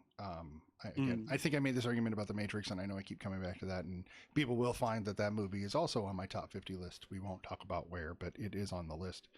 Um, because of its ability to mind bend. Mind benders are some of my favorite movies, and Tenet is a mind bender. Whether people want to believe it or not, it's a mind bending film because you have to use some pretty big parts of your cerebral cortex to understand the film. It's not just, you know, they shoot each other, yay. No, it's not. It's not a Fast and the Furious film by any means. Very So, true. Evil Dead. If you were to rate it now, Primer. Better each. So, Salty Dog asks, "Have you ever seen the movie Primer?" That's a movie better with each viewing. I don't think I've seen it. I don't think I have either. Hmm. We will be adding that to the list. So we've now got two Salty Dog suggestions. We've got Triangle and Primer, and those names being singular on their own are making me intrigued. Um, Do we aside, know when it was released? we can look that up, right? Let's see. Low budget time travel movie made by engineers has 8 storylines at once. I'm watching that. I'm watching that. That's amazing. It's got a 6.9 on IMDb. That's amazing. That's low enough to make me happy. That's You will just a fun totally. number. Okay, so Salty Dog says he wants to talk Primer. So why don't we make Primer one of the films that we do the week that Salty Dog comes on? Um, Absolutely. you did a dissertation on the movie. That's awesome. I Ooh. actually did papers on both Fight Club. And I'm going to mention it again. The Matrix. I'm terrible. Um, let's see. Did I do any others?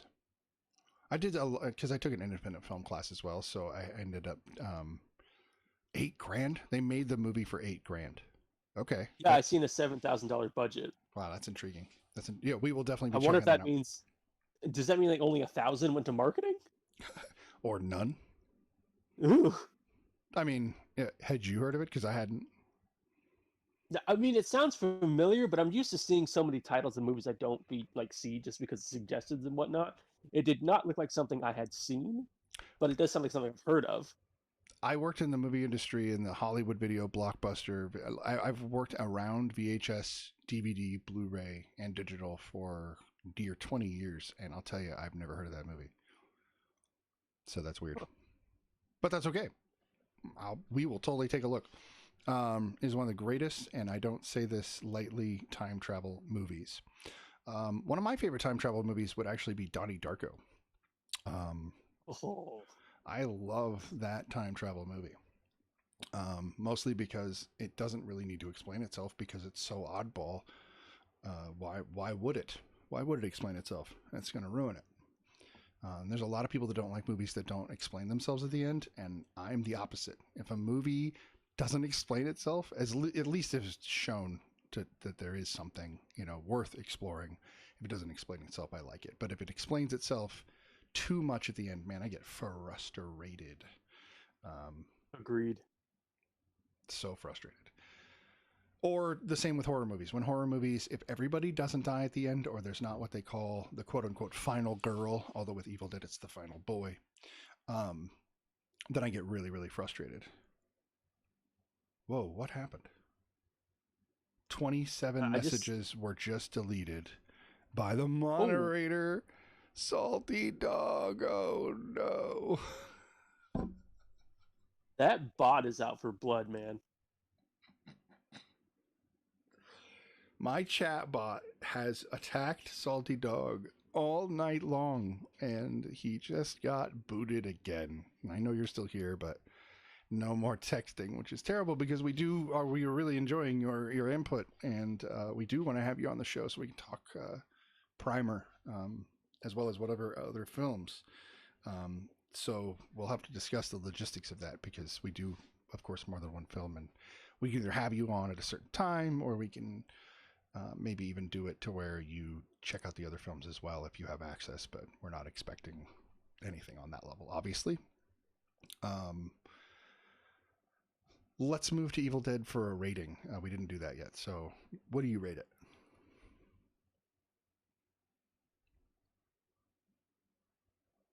I'd probably give it a solid 6. A I think six. it's a good film, but obviously it gets done better in the sequels. But like, it's good bedrock. I'd say like on its own, I'd give it a 6. But if you're rating it in the trilogy, I'd like bump it up to a 7. Okay, so as a combined part of the trilogy, and we do need to do that because the middle portion of what we're doing is going to be a series films. So as a whole, 6, but on with the rest of the movies, it elevates it. It gets a better status. I think it's serviceable, and I definitely recommend someone watch it. It's the big thing. While it's not my favorite movie in the films, I still give it so much credit for what it's done to our culture, to pop culture itself. Um, and it also did let Sam Raimi come along and make some questionably iffy films. But that's okay. That's okay. We can get into the weeds on him later. The film, I think, deserves an 8. Mostly because I have reviewed it numerous times, and I mean as more than one viewing. Not that I've done an actual review on it more than tonight. Uh, and it's fun. I think it still holds up as far as creeping me out. It still holds up as far as the audio that I discussed earlier freaking me out. So yeah, I'm gonna give it a solid 8. Um, I really wish that Salty Dog could tell us what he thinks, but if anybody else wants to tell us what they think of these movies or what you would rate Tenet or Evil Dead, please tell us in the chat.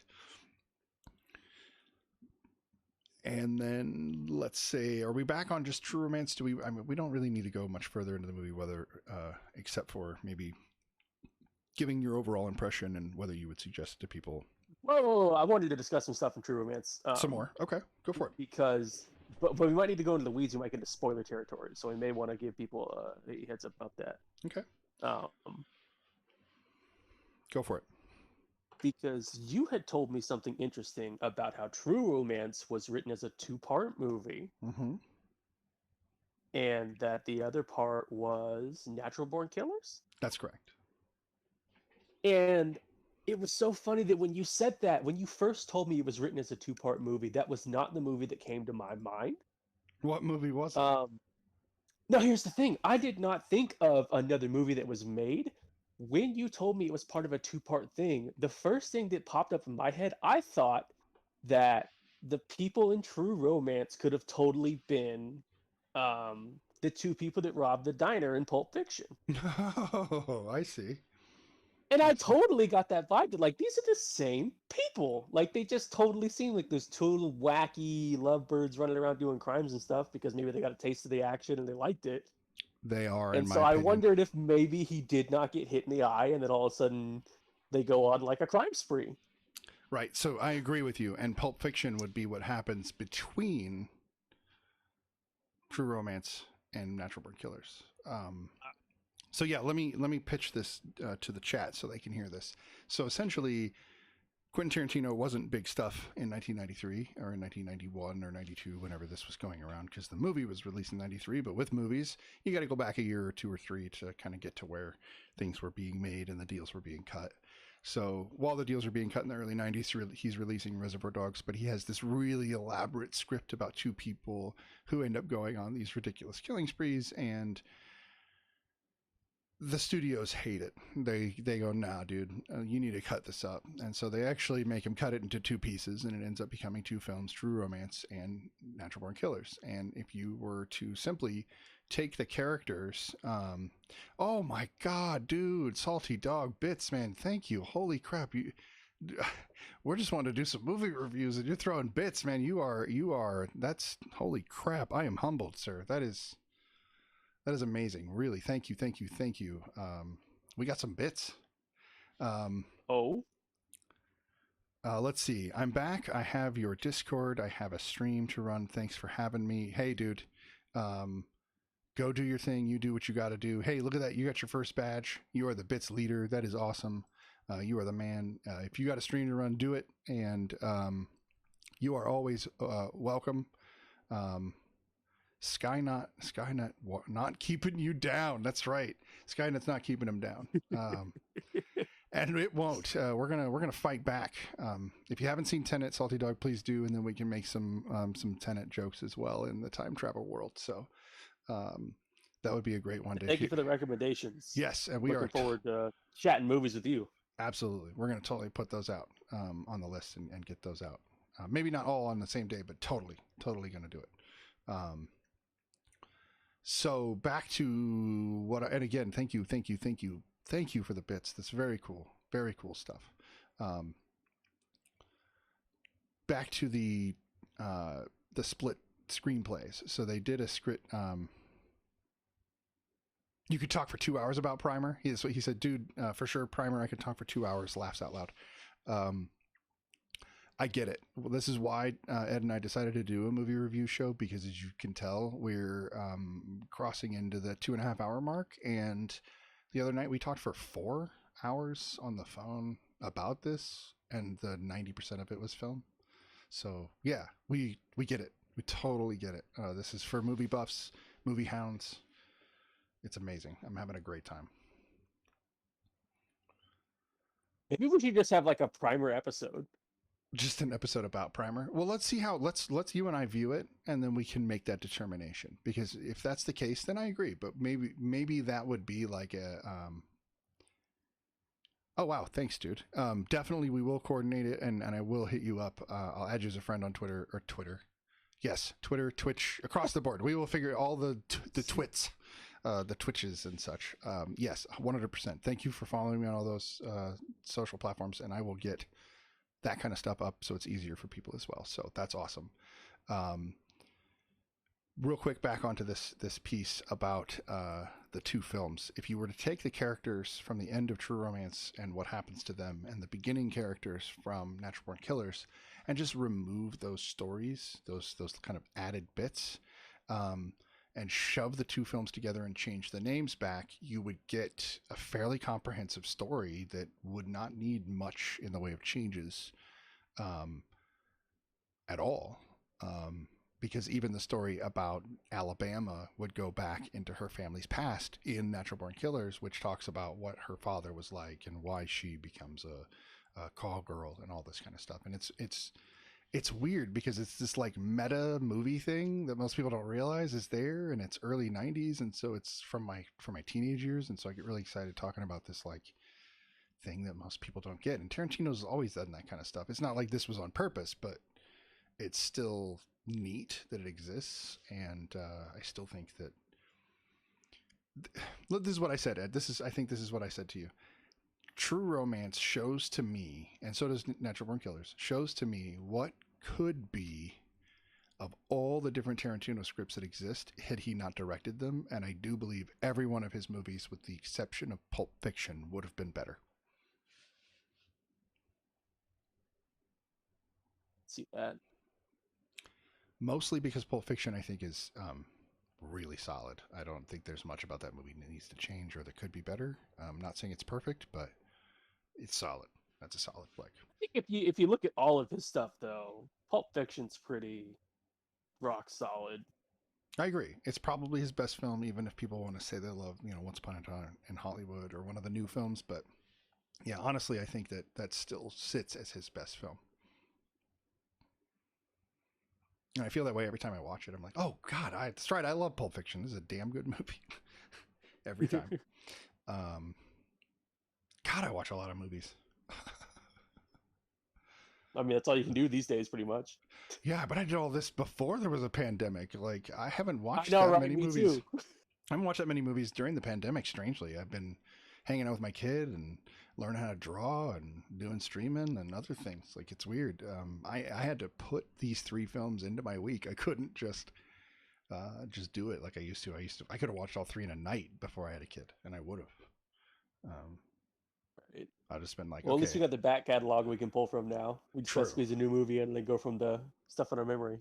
True, and that's the thing. Like, I do like the idea of us reviewing some of the movies we've seen, but we need to rewatch them. At least. Like, I didn't fully rewatch Evil Dead because, like I said, I've seen it so many times. I don't need to review it to rewatch. I should say rewatch, not review.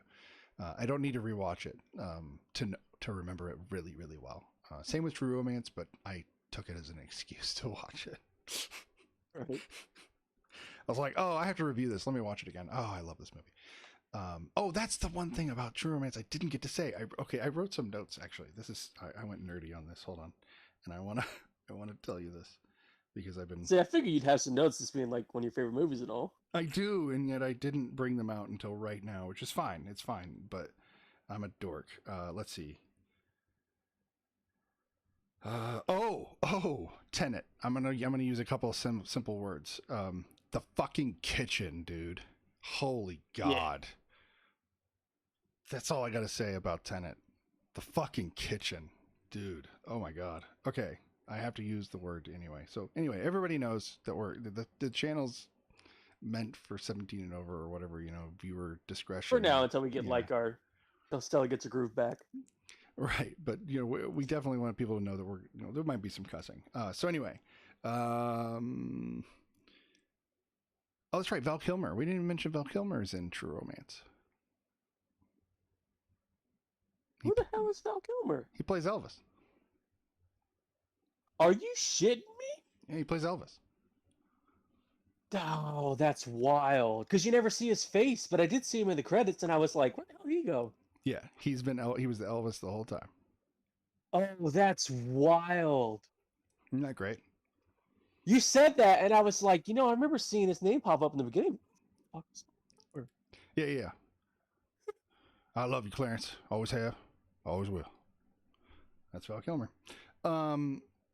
So, of course, Sam Jackson before Sam Jackson. Let's see. Okay, here we go. So the part that really stuck out to me this time, being a huge nerd, and I've worked in the movie industry and worked at, not comic book stores, but I've done a lot of comic books and worked around nerdism a lot.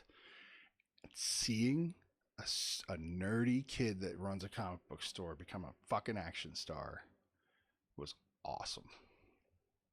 Oh God. Okay, so see, that's one of like the three things I think that date that movie. I know. It's actually the least realistic part of the film.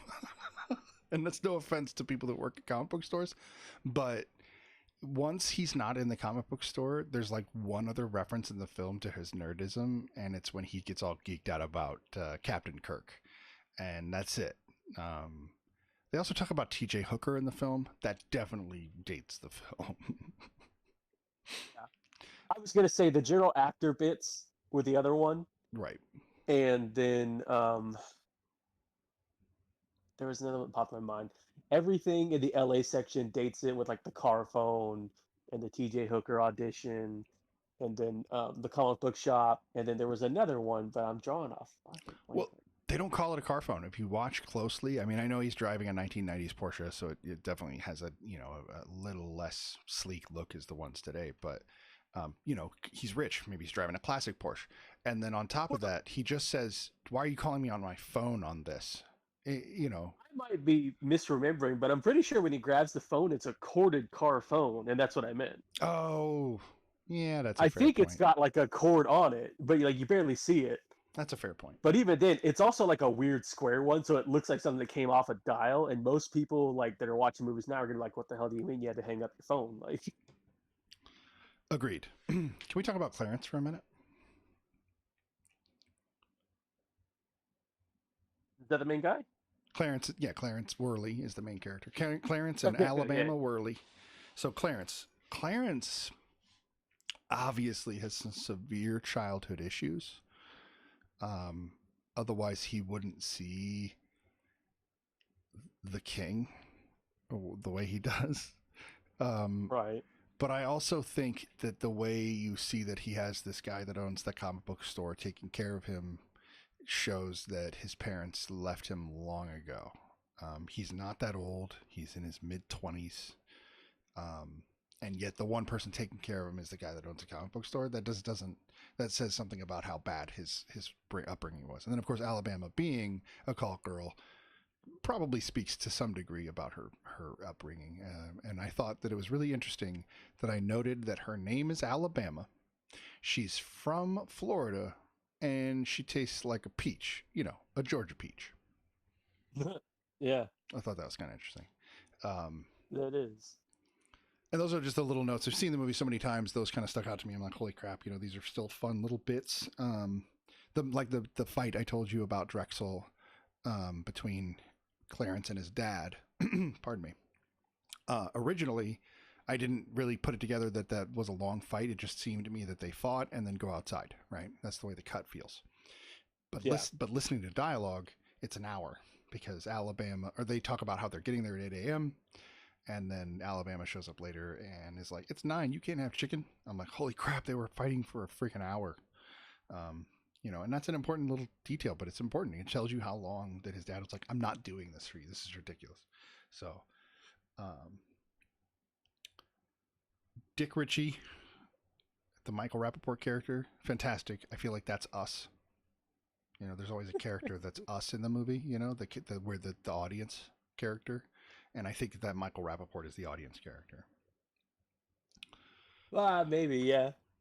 There's always, it's whatever the most naive character is most likely the audience character. And I can usually identify them. In a movie like that, it's a little harder, but I would say we relate closest to him where he's a nobody. And that's not saying that everybody that's doing this is a nobody or that that we're all nobodies, but in the sense that we're not famous. He's not famous. He's trying to make something of himself. But everybody else has a larger than life feel about them. Even Floyd, his stoner roommate, has a larger than life feel about him. And Dick Ritchie just feels like a dude. Now that's where I disagree because, and minor spoilers coming in. By the end of the film, like he got the call back and he's about to go places. So like he doesn't even need to be in that film after the inciting incident. Like he could have totally been like, "Hey man, good luck with your deal. I'm gonna get ready for the thing. You don't want to screw up this, blah blah blah." It'd be And really. Floyd feels like the relatable character because he's just kind of there while everything's happening. Maybe it's because I see Brad Pitt as a larger than life person, and so it just kind of adds that away. Absolutely.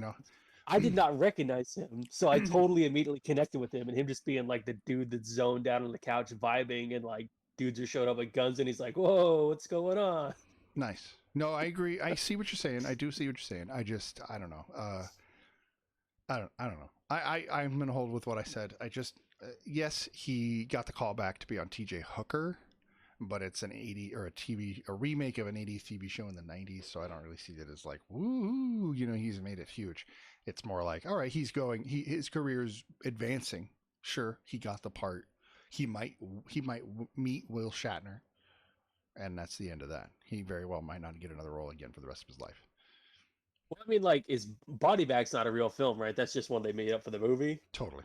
for that dude to be like the director of. Yeah, all the movies they talk about from Lee Donowitz, which is the name of the character, are all made up. Right. So, like, in that universe, maybe it's something that really took off. Okay, yes. Okay, if we're gonna get meta about it, sure. Dick Ritchie makes it well as an actor and actually starts to produce films. And what's really weird is later on he gets killed by a one of his assistants who betrays him in a drug deal. Exactly. So sorry, but hey, if it's gonna happen, why not have a sense of irony in it? That's beside the point. What time is it? What time is it? And is my stream Like still? 12 minutes to 11. Oh yeah, we've been going for a few hours here. Okay, yeah. Well, why don't we go ahead and give our final ratings for True Romance and maybe check in with chat and see if anybody wants to say anything. What do you? I started on True Romance giving my review. Why don't you start and give your rating? I think I'd give it a solid 8. But the thing about the movie itself, I think I would have liked this movie had I watched it when it first came out or earlier when it came out when I was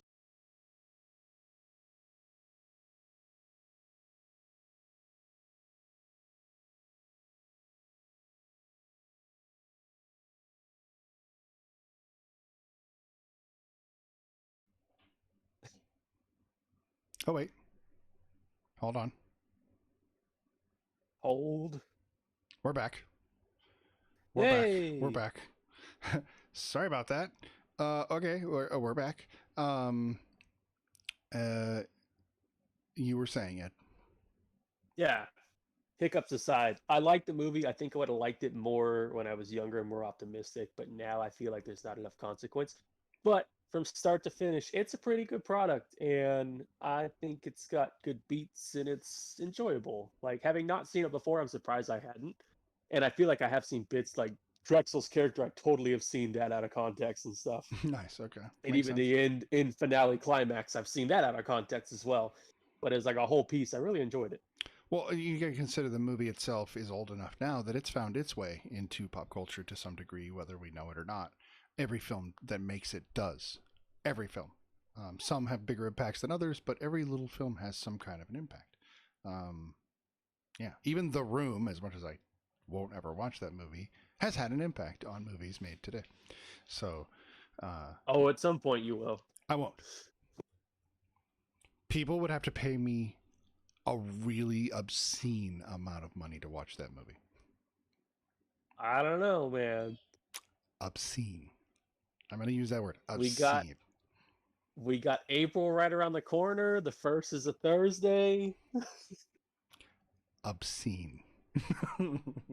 I'm telling you, dude. I I have hangups on a level that I can't express about things like that and that particular film and the existence of that production. But I digress. We'll talk about that another night. We will talk about bad films, and that's of course a perception of choice. Whether it's bad or not is up to the viewer. But we will talk about what people classically think is bad films. I think we should take that as a night that we do for films as well. Maybe once we're between That'd be series or fun something. for the fall also to do like schlocky horror films because those are some of my favorites. Sure. I mean, just because we're doing bad films doesn't mean we wouldn't also have a week in October where we're like, okay, bad horror films. Um, ooh, and that's getting too in the weeds. Anyway, I digress. Why don't we go ahead and I'm going to give my review of True Romance. Not my review, my rating. It is the number 2 movie. Oh, you want to watch next week's movies? Okay, perfect. Okay, so Jesse wants to know what movies we're going to do next week. We're going to do Wonder Woman 1984, which I believe is available on HBO Max through the end of this month. Until the 24th. Oh, until the 24th. So just a couple days. So get on that quick. Which means I got to get on that quick. We're also going to do Evil Dead 2 because that is a continuation of our story from this week. And then the third film we did decide on. What was it? You want to just do Memento? No. Annihilation. Oh yeah, that's the one. Ed hasn't With seen Tenant Annihilation, vibes. so yeah, we got Annihilation with Natalie Portman, as well as our third film, and so that kind of is a cross section of horror and sci-fi. So next week's going to be a lot of sci-fi horror because Wonder Woman's also Excited about that. is kind of fantasy sci-fi realm. So yeah, we're gonna totally do that. Jesse, thank you for being here this whole time. That was so awesome to see you here at the beginning of chat and end of chat. That's phenomenal. Even if you were touring during that time, still the fact that you're here, that's so cool. Thank you so much for the support. Ed and I both appreciate it. I know I'm speaking for him because he can't see chat, but I can feel you, Jesse. I appreciate the presence and the love. He does. Don't worry. It's that little fry guy right. Oh, that's me. That little fry guy right over there. That little fry guy right over there. So that's my co-host, a box of fries, and he's speaking to the world. I love it. Can't have a better co-host than a box of fries. Awesome, thank you, Jesse. We will, of course, have more to offer. There will probably be trivia in the future, as well as fun, Twitch shenanigans that we are going to plan, and we've already been talking about it. So we got a lot of fun stuff planned. So next Tuesday, We still have not got to your rating. I know, and I'm going to finish with my rating before the end of the stream. How does that sound? So at the very end of the day, we are going to go back to Tuesdays, like I said. So do look for our stream Tuesdays at 8 Pacific Standard Time, and of course it'll be on repeat on my Twitch if you can't check it. No big deal. Otherwise, my rating for True Romance as a film, I'm going to rate it 2 ways. I'm going to rate it the way I rated it when I was 15 when I saw that initially, and then I'm going to rate it now. And you'll actually find that the rating has lowered a little bit. When I was 15, I would have given it a 10. It was my favorite movie. Nothing touched it. It made me want to fall in love. It made me want to get wild and go Bonnie and Clyde. And it really did, add to an element of my childhood. Um, and I say childhood because teenagers are children, whether they want to believe it or not. But I gave it a 10. But knowing what Ed was talking about now as an adult, the film has slid probably to a 9 because it still has all the nostalgia. But I agree about the consequences.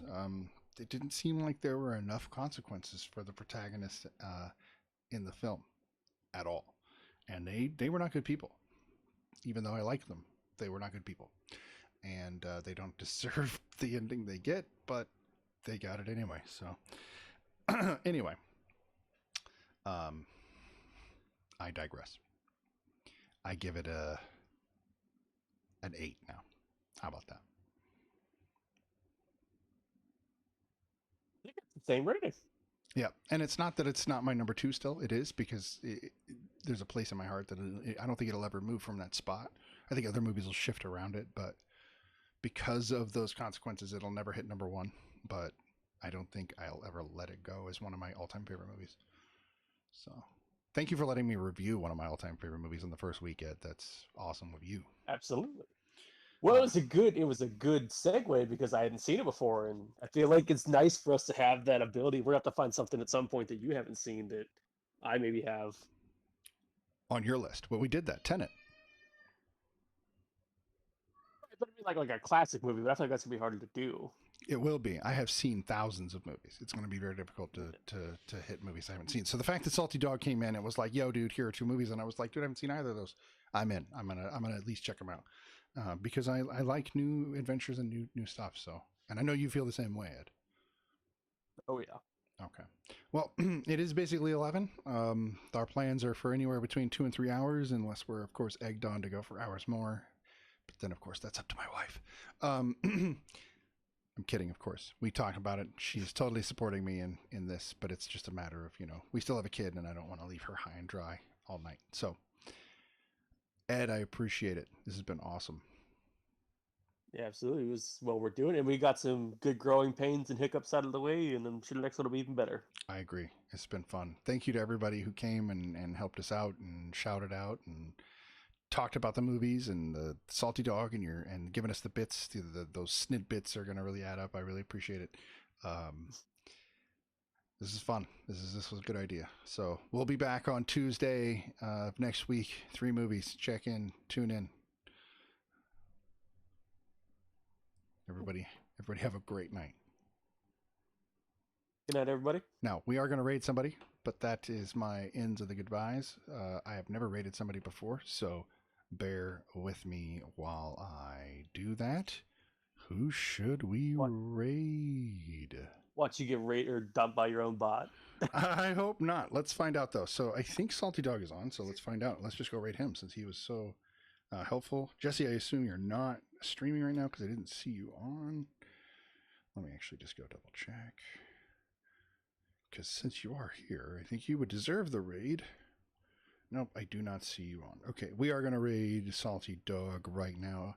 And Ed, I don't know what that's going to do to you. Probably nothing. Good night as well, Jesse. Thank you so much for coming in and watching the stream. And he is on totally, and we are totally gonna raid him right now. There he is. And here we go.